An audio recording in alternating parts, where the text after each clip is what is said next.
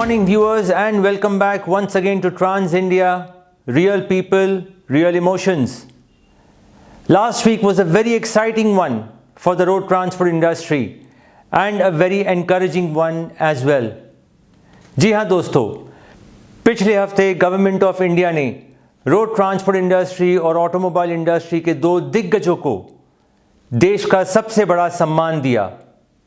Mr. Anand Mahindra received the Padma Bhushan Award, while Mr. Vijay Sankeshwar received the Padma Shri Award at the hands of the Honorable President of India. It is indeed encouraging for the automobile industry as well as the road transport industry.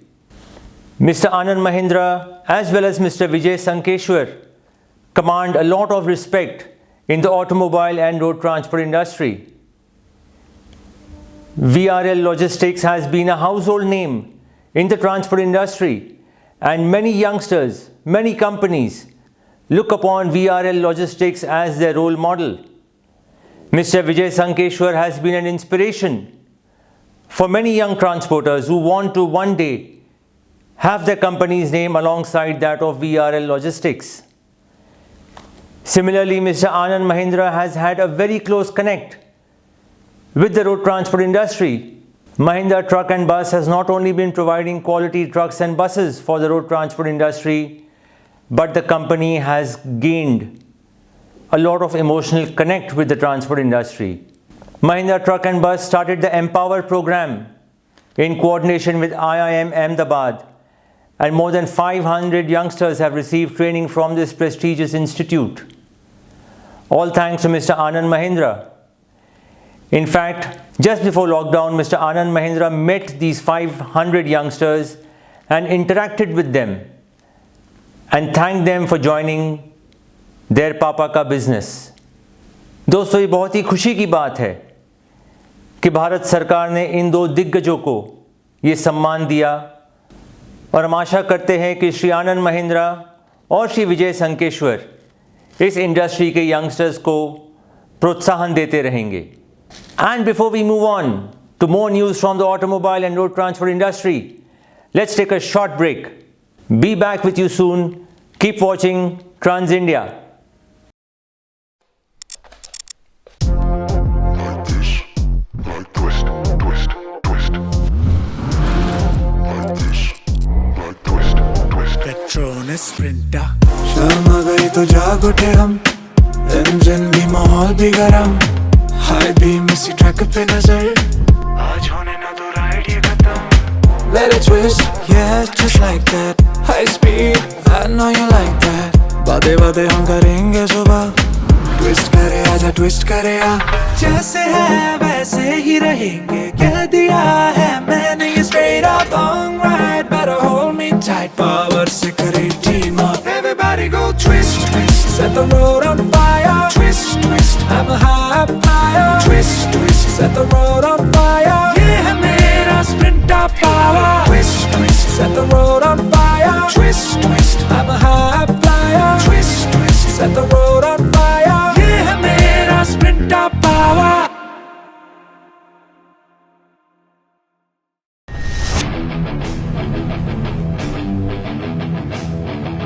याद है, कुछ इसी तरह का stunt मैंने आज से करीब 30 साल पहले भी किया था. लेकिन आज इस डबल ट्रक्स के स्टंट की वजह कुछ और है. Double guarantee. पेश है नया महिंद्रा फ्यूरियो 7, जो आता है डबल गारंटी के साथ. महिंद्रा ये गारंटी देते हैं कि उनके नए महिंद्रा फ्यूरियो 7 का माइलेज आपके मौजूदा ट्रक से ज्यादा है. अगर ऐसा नहीं हुआ तो कर दीजिए ट्रक वापस.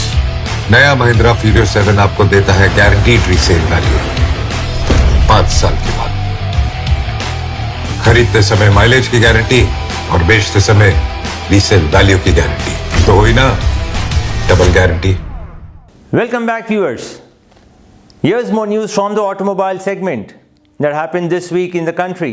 Ashok Leyland, the flagship company of the Hinduja Group and India's leading commercial vehicle manufacturer, delivered 12-meter ultra-low floor BS6 CNG buses to Indigo, also known as Interglobe Aviation, for operation at New Delhi Airport.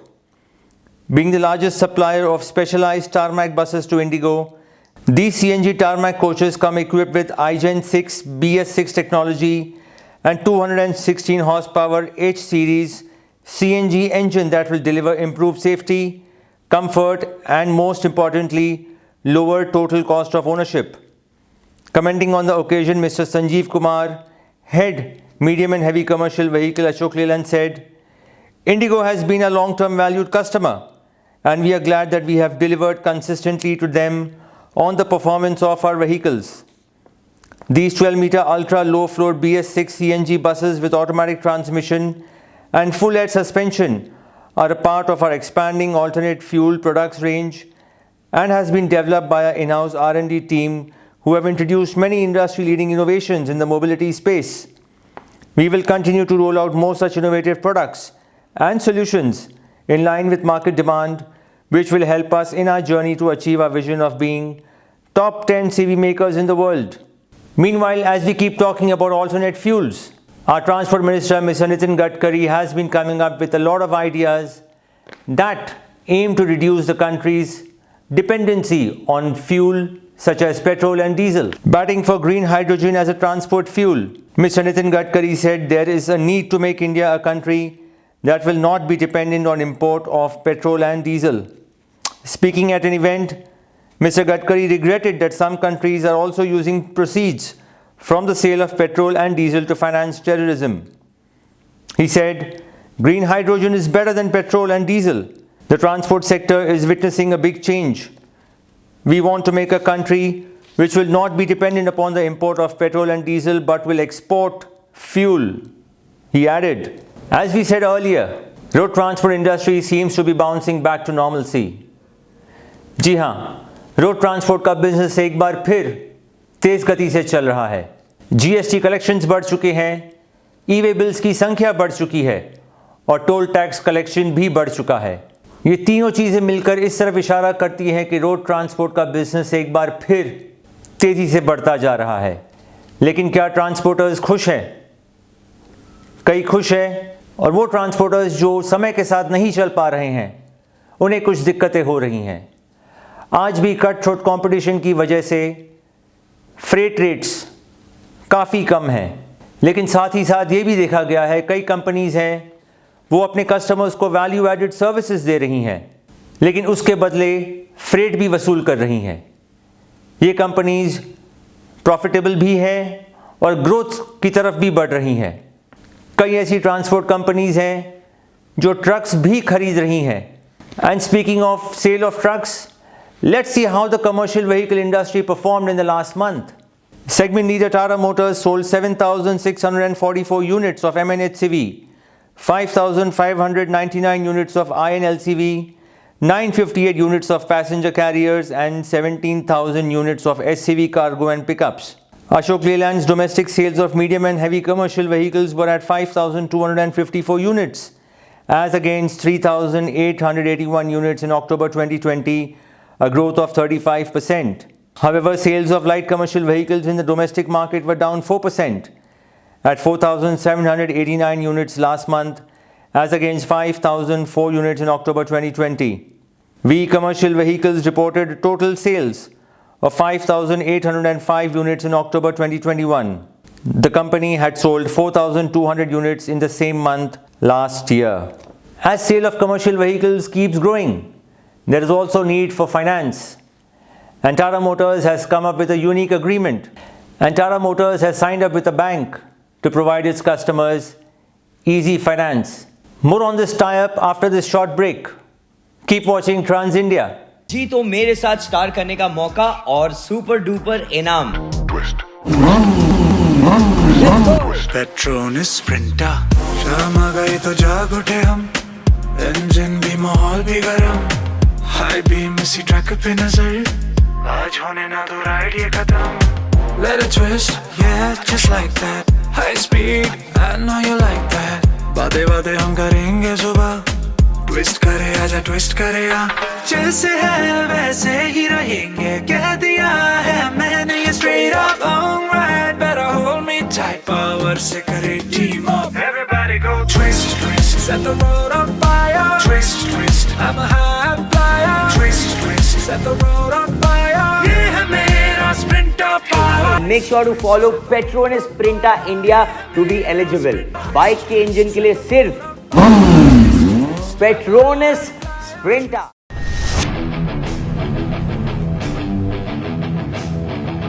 याद है, कुछ इसी तरह का stunt मैंने आज से करीब 30 साल पहले भी किया था।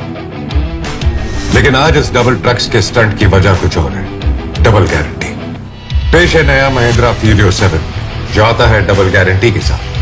महिंद्रा ये गारंटी देते हैं कि उनके नए महिंद्रा फ्यूरियो 7 का माइलेज आपके मौजूदा ट्रक से ज्यादा है। अगर ऐसा नहीं हुआ तो कर दीजिए ट्रक वापस। नया महिंद्रा फ्यूरियो 7 आपको देता है गारंटीड रीसेल वैल्यू 5 साल के बाद। खरीदते समय माइलेज की गारंटी और बेचते समय रीसेल वैल्यू की गारंटी। तो हुई ना double guarantee. Welcome back, viewers. Here's more news from the automobile segment that happened this week in the country. Tata Motors, India's largest commercial vehicle manufacturer, has signed a 5-year memorandum of understanding with Equitas SFB, one of the country's largest small finance banks, to bring a set of attractive financial solutions to its customers. With benefits applicable across the Tata Motors small commercial vehicle range, this tie-up will aim to facilitate seamless availability of financing for aspiring buyers. Tata Motors will leverage Equitas SFB's strong network across the country, spanning 861 branches and 550 CV customer touchpoints to make these solutions accessible for customers.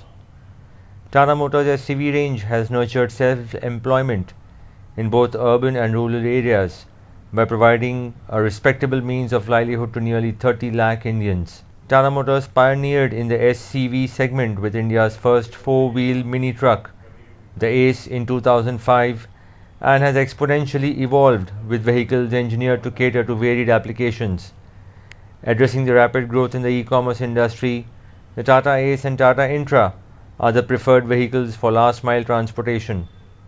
Commenting on the association, Mr. Rajesh Kaul, Vice President Sales and Marketing, Commercial Vehicle Business Unit, Tata Motors, said, "We are delighted to partner with Equitas SFB, one of India's leading small finance banks, to make our extensive range of vehicles available to a larger set of customers with easy financing and flexible repayment options. With an extensive 3 million customer database and sustained years of expertise in the sector, Equitas SFB will help us extend beneficial offerings to CV customers across the nation. Tata Motors has consistently placed customer welfare at the center of its endeavors, striving to bring to them profitable value propositions. The Ace and the Intra range have redefined the last mile transportation with their comfort, reliability and low cost of ownership. With this partnership, we will join forces with Equitas SFB to continue our dedicated efforts to serve our customers," said Rajesh Kaul.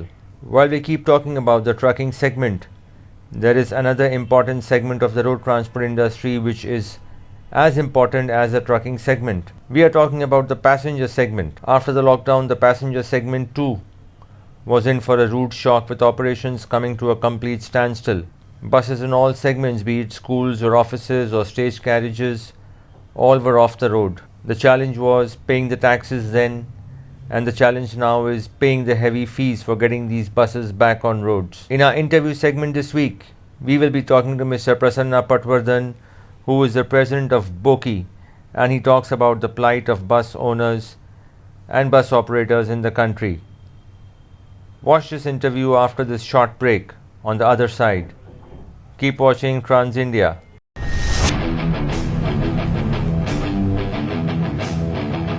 याद है, कुछ इसी तरह का stunt मैंने आज से करीब 30 साल पहले भी किया था। लेकिन आज इस डबल ट्रक्स के स्टंट की वजह कुछ और है। Double guarantee. पेश है नया महिंद्रा फ्यूरियो 7, जो आता है डबल गारंटी के साथ। महिंद्रा ये गारंटी देते हैं कि उनके नए महिंद्रा फ्यूरियो 7 का माइलेज आपके मौजूदा ट्रक से ज्यादा है। अगर ऐसा नहीं हुआ तो कर दीजिए ट्रक वापस। नया महिंद्रा फ्यूरियो 7 आपको देता है गारंटीड रीसेल वैल्यू 5 साल के बाद। खरीदते समय माइलेज की गारंटी और बेचते समय रीसेल वैल्यू की गारंटी। तो हुई ना double guarantee.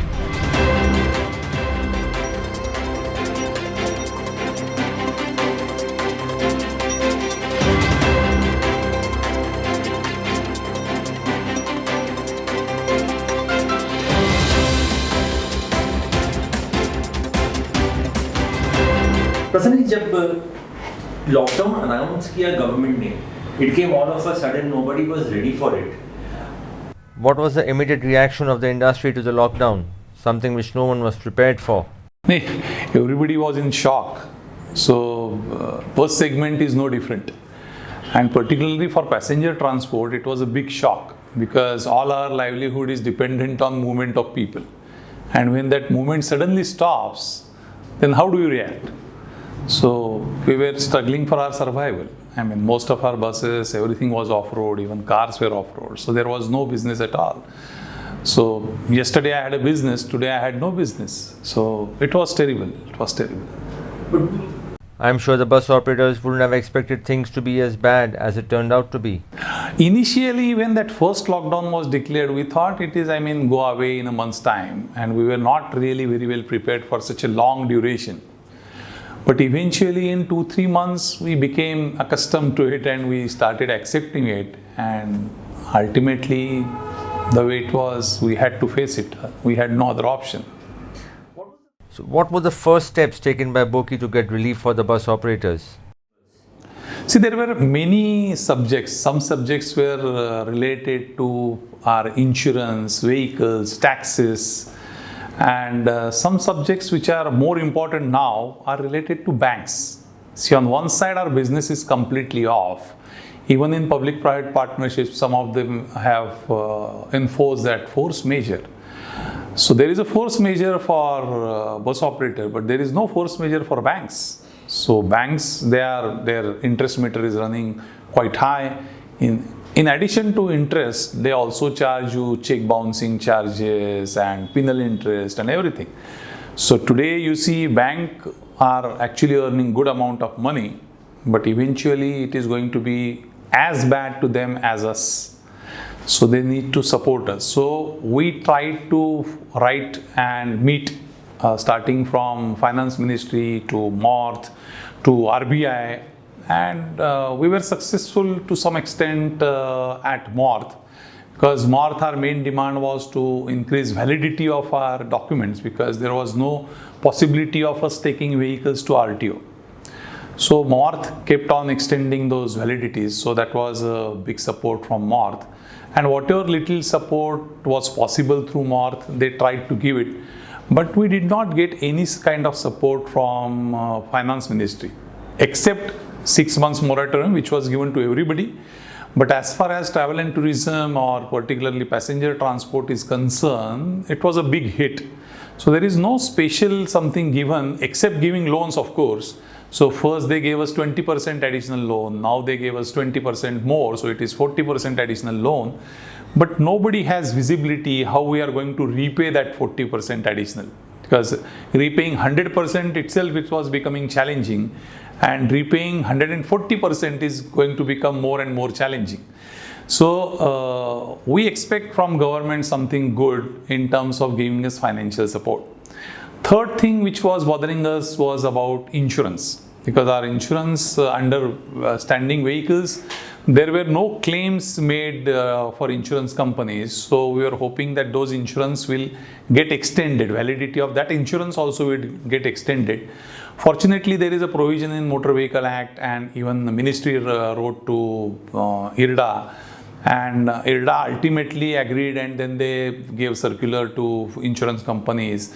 And then insurance companies also agreed. But still there is one hitch which we are trying to solve it. Insurance companies asking a certificate from RTOs that these vehicles were off-road. And not many RTOs or not in many states, there is such a provision. So there is absolutely a requirement to have provision at Central Motor Vehicle Rules, wherein that rule defines if something like this happens, automatically all the vehicles will be treated as off-road unless and until they get special permission to run them. So it is other way around. Today I need to keep my vehicle under non-use.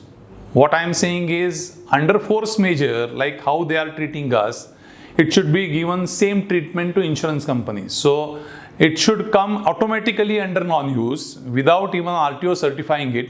And if I want to use that vehicle, then I need to take special permission from RTO to run it. So there is no need for me to keep on explaining insurance companies or whoever it is, bankers, insurance companies, that my vehicle was under non-use. So we are trying to get that through ministry, to get it as a provision, mandatory provision in the law, that if something like this happens, natural calamity or any strikes or whatever, then that vehicle should be treated as automatically non-use. There is a provision in, say, for example, Maharashtra, that you can keep your vehicle under non-use for as long as you want, but that is not the case with many states. But here also, there is a requirement that RTO needs to come in and inspect the vehicle, and which was not possible during lockdown. That is why our Maharashtra government was also quite helpful. They waived us 6 months taxes, and in fact they allowed our email communication also to be accepted as vehicle under non-use. So still there are some hitches in technical hitches in accepting something like this, but we are trying to resolve that also. So as far as BoCI is concerned, we have tried our level best to reach up to all possible ministries, all possible stakeholders, and even we approached OEMs to request them to extend their AMC contracts. So we tried our level best to reach up to all stakeholders and try to save lives of our members. How has been the response of the government to the demands or requests of the bus segment? Has the government been sympathetic towards the plight of the bus operators segment? See, sympathetic is a very comparative word. So you can say they are sympathetic because whatever they talk, it is very sympathetic to us. But in reality, if you ask me, except North, I would say, we have not received any support from Finance Ministry, as I said, apart from giving loans. And giving loans is no solution, because when there is no business, adding loan burden is more dangerous, because going forward, no one knows what is going to happen. Lifestyles are changing. People are working from home. More and more people are working from homes. Homeschooling might also start. So our school bus operators are really in bad situation today. Even people, those who have supplied their buses to IT companies, are really facing trouble, particularly from banks, because banks are not listening. On one side, we do not have business, and second side, we need to support our staff, we need to spend on administrative expenditure, we need to face our bankers also. So times are tough. And we expect government to give some financial monetary support to this sector to revive. Otherwise, people will, anyways, there is a challenge in public transport survival. And with this kind of blow, going forward, if public transport collapses, then how people will travel? 90% of the people in our country, they do not own any vehicle. So for them, going from point A to point B is more important, and which is provided by public transport. So if public transport collapses, people, those who have money, can buy two-wheeler, four-wheeler. They will congest the roads. Roads will completely traffic jam. So what we are talking about, environment clearance and everything will go away. And there will be more chaotic situation on the road. So survival of public transport is important from the point of view, people, those who do not have vehicle, as well as people, those who have vehicles. And for citizens particularly, it is very, very important. So government should come forward and support this sector. And we are earnestly requesting through you also, we are earnestly requesting our finance ministry to support us in this really hard times. Unprecedented situations require unprecedented solutions. So we cannot go by the book. So you need to support us. Post-lockdown, do you see a significant shift to personal transport, which also seems to be the case with rise in sales of second-hand vehicles? Of course, if you go on the road today, even during when there was a restriction on movement of vehicle, what government did, they first stopped public transport. So what choice do I have? So if I am working somewhere, if my workplace is open and I need to attend my work, how do I go? When public transport is absent, I have no choice but to either buy my own vehicle or share with somebody else's vehicle. So if at all somebody who was not even using his vehicle, they were forced to use their vehicles. People, those who have no capacity to buy even two-wheelers. They were forced to buy two-wheelers because they wanted their livelihood to be alive. So they had no option but to buy vehicles. So second-hand vehicles were sold quite well. And even I think cars and two-wheelers, they also sold, new ones also sold quite well. Public transport, if you look at the numbers, in last about 25 to 30 years, percentage of buses has come down from as high as 4 to 5% to 0.7%. And probably in next 1.5 years, it might slide down to 6% or even 5%. So with this kind of degrowth in public transport and high growth in personal vehicles, you'll always see crowded roads, and it will create different situations and different problems, which again we need to find solution. So again, coming back to this, I mean, unless public transport is strengthened, we have no other way to go forward. The bus segment is also as large as wide as the road transport industry in the trucking segment. Which one was the most affected by the pandemic? Most affected are school buses. Last about now 17 months, they are completely off-road. Schools are denying to pay them, parents are denying to pay them. So how do they survive? And same is the case with people, those who were giving their vehicles to IT companies. So there also there is no business because of work from home policy.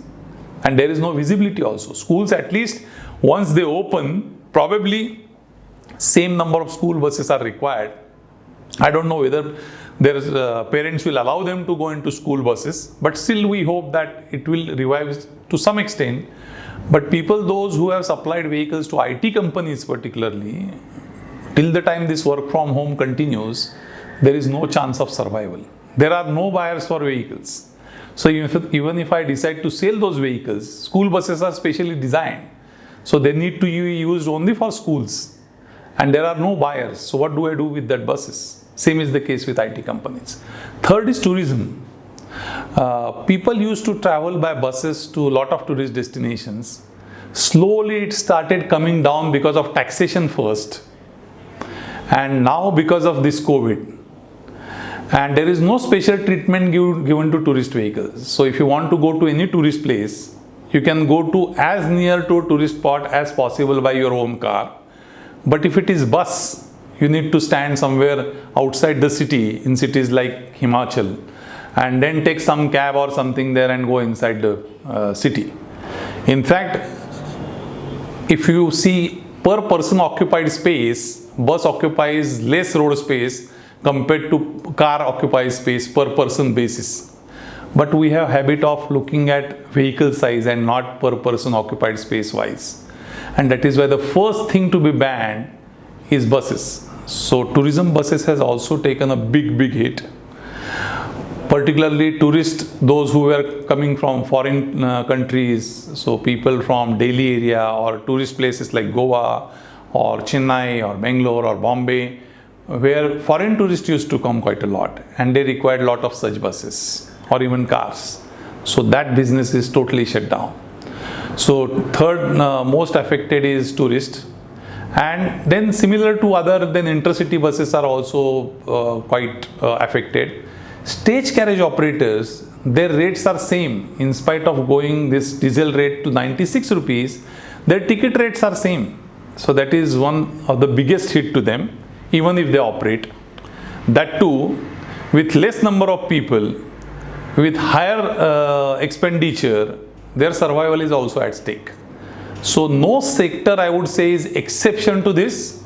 But as I said, these 2-3 sectors are more badly hit compared to other 2-3 sectors. Many buses have been off the road for almost 18 months now. So will there be a cost to get them back on the road, including those who were back some months back? Of course, I mean, when any machinery, if you keep it off-road for such a long time, you need to change oil, change tires, do servicing altogether. In fact, for luxury buses or even sleeper coaches, keeping that upholstery itself is a challenging. So, चूहे घुस जाते हैं अंदर. So, in a parking lot, how to protect those vehicles? Our members, they have spent Altogether, crores of rupees only on parking charges for parking these vehicles. When under normal circumstances, when our vehicles used to get parked, we used to get palpitation. Because in transport, as you know, चक्का चलता है तो सब कुछ चलता है, चक्का बंद सब कुछ बंद. So here for last 16 months, our chakka is completely closed. So on one side we are paying salaries, we are keeping those parking charges,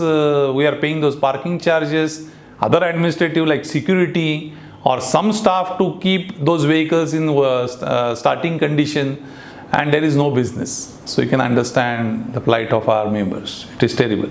You mentioned about stage carriage ticket rates being the same despite steep hike in fuel prices. Has BoCI made any presentation to the state governments for increase in fares? Everywhere, as this comes under state subject, all state federations are struggling to get those rates revised. But there is a second challenge as well. Under present circumstances, priority of government is something different, to support people.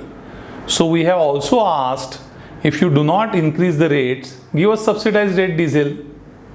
So either give us diesel at the same old rate and then you don't need to increase our ticket rates, or else increase ticket rates, but nothing is happening. Nobody is interested in looking at this sector. Everybody is busy in handling COVID and they have no time for anything else. But if you do not look at anything else today, you are going to face serious consequences going forward. So some care of existing sectors also needs to be taken, and stage carriage operation is one of them. Even STUs are bleeding heavily. Though government is funding them just to pay salaries, but our people, those who are working under public-private partnership, we are not even paid salaries for our staff. So how do we pay salaries to our staff? When government is paying salaries to STU staff, our staff also should be paid.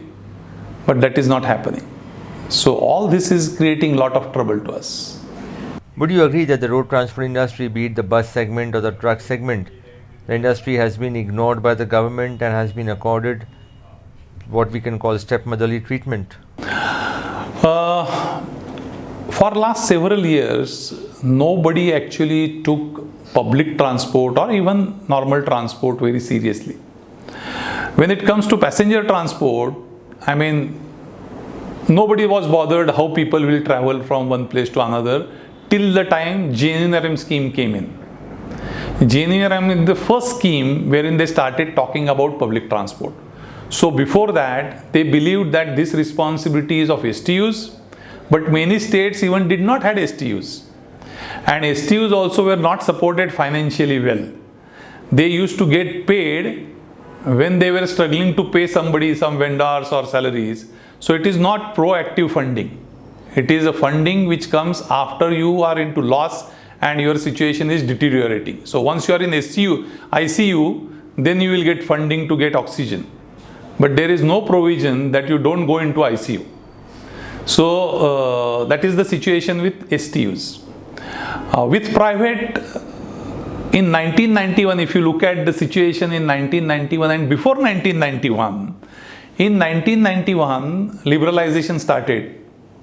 That is the same time or just before that, people said that government said that STUs should take care of themselves and they should become profitable. So on one side, they have social obligations. On second side, you are saying they need to take care of themselves. So they are in dilemma. So they are struggling for survival. So that is the situation of STUs. Fine. So if you do not want to protect STUs' interest, then at least you should create a parallel situation wherein people are getting good services. On second side, government did not support even private sector. There were many restrictions. For the first time, just 6 months back, Ministry of Road Transport and Highways has come up with a scheme wherein with single tax you can go all India anywhere. So this is the first time which has happened after so many years of independence, 75th year of independence. So before that, it is a state subject. So states looked at it as either your competitor, because STU being owned by government, they used to look at private operator as competitor. So to kill competition, they use taxation as a tool. So every state was increasing taxation on private operators, and because of this, private sector also did not flourish. So on one side, they did not fund public sector. On second side, they did not make it free for a private operator to flourish like how airlines did, or airline sector was promoted, or even how banking sector was promoted, how insurance sector was promoted. So including mining. So all other sectors except public transport opened up long back, but public transport is not yet opened up as it should be. So that is why both the sectors or both the kind of operators are struggling for survival, whether it is STU or whether it is private. I personally don't differentiate between public and private operator, because I believe government should support people's cause and not operators' cause. So what is suitable to people, it should be provided by government, and not what is suitable for public operator or private operator. And unless government takes a real care of their need, which is traveling from point A to point B, things would not change. Well friends, that was part 1 of our interaction with Mr. Prasanna Patwardhan. Next week we will be talking to Mr. Prasanna Patwardhan on the national permit for buses and what the industry has been facing in terms of shortage of drivers. So keep watching Trans India, and before you go, do subscribe to our channel and spread the word around. Stay safe. Jai Hind.